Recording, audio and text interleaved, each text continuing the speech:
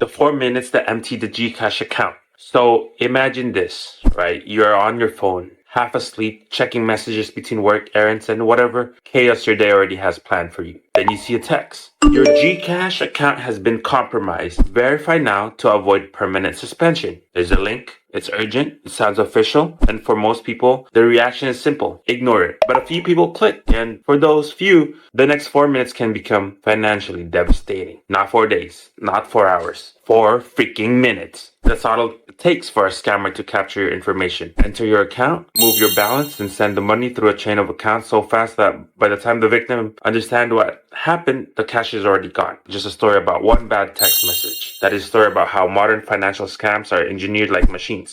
Fast, automated, emotional, and brutally efficient. And once the machine starts moving, stopping it is almost impossible.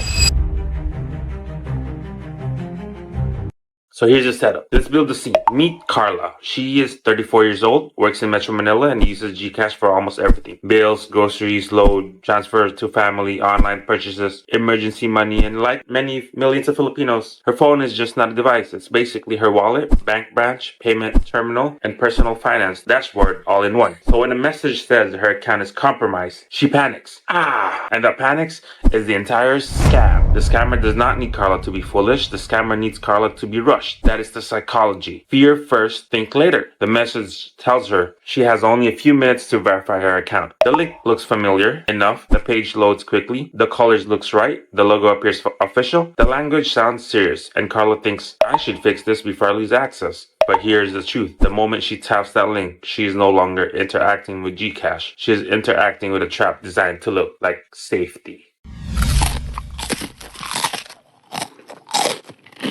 Main body. Minute 0, Carla receives the message. She is standing near a checkout counter with people behind her, her phone in one hand, her bag in the other. The timing matters. Scammers want you distracted. They want you emotional. They want you making decisions in public, in traffic, during work, or while you're already stressed. She opens the link. The page asks her to confirm her mobile number. She enters it. At that moment, the scammer system captures the first piece of the puzzle. Not enough to steal everything yet, but enough to begin. Minute 1. The fake page account asks for account details. Carla sees what appears to be a verification process. It feels like a standard security check. She has seen similar flows before on legitimate apps and websites. The familiarity is dangerous. Good scams do not look strange. Good scams look boring. She enters the requested information. Behind the scenes, the scammer is not reading this slowly like a person checking a form. The system is built to move fast. The information is captured. The scammer now has enough access. Then comes the most important part. The one-time password. Dun dun dun. The OTP. This is where many people think they are safe because they have heard never share your OTP. But phishing attacks are designed to make victims share it voluntarily while believing they are protecting the account. Minute 2. Carla receives a real OTP on her phone. The fake page tells her to enter the code to complete security verification. She thinks the code is part of the protection process, so she types it in. And that is the moment the door opens. The scammer now has the temporary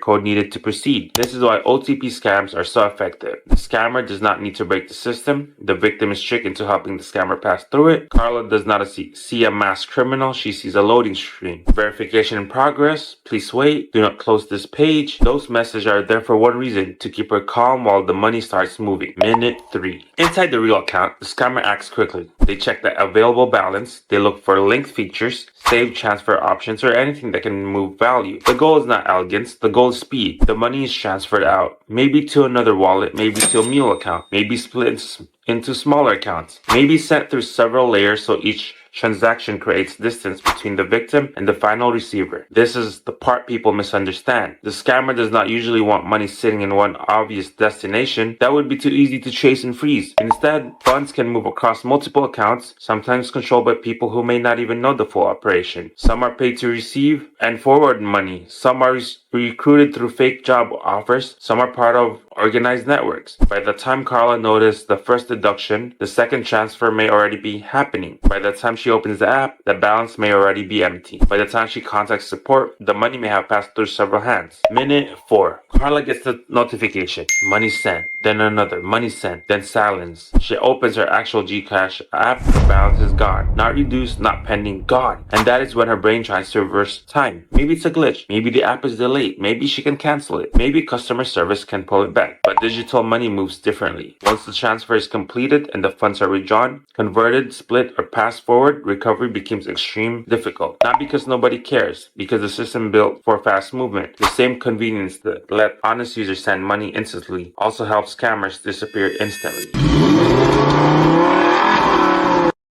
Turning point. And here's the brutal part. Carla did not lose everything because she ignored security. She lost everything because the scam copied the language of security. This is what makes phishing so evil. It doesn't say give me your money. It says protect your account. It does not look like theft. It looks like prevention. And in those 4 minutes, the scammer used urgency, trust, fear, and speed against the victim. The victim is not sitting there making one giant reckless decision. They are making several small decisions under pressure. Click, enter number, confirm details, input OTP, wait, and then it's over. So here's the lesson. What do you take from this, right? Anong ma-learn natin dito? 1. Urgency is the weapon. If a message makes you feel like you must act immediately or lose access to top your money, stop real security should give you clarity. Don't panic. 2. Link in financial text messages should be treated like landmines. Don't open them casually. Don't log in through them. Open the official app directly instead. Wag lang yung mga text na random 3. An OTP is not a formality. It is a key. If someone tricks you into entering into a fake page, they may be using it in real time. 4. Speed protects scammers. The first few minutes matter because money can move faster than complaints, investigations, and reversal. And 5. Digital convenience requires digital suspicion. The easier it becomes to move money, the more careful we have to be about who is asking us to move, verify, unlock, confirm, or protect it. Carla's story is terrifying because it feels ordinary. A normal phone, a normal message, a normal busy day, and one link, that is all. The scam did not need violence. It did not need hacking genius. All it needed was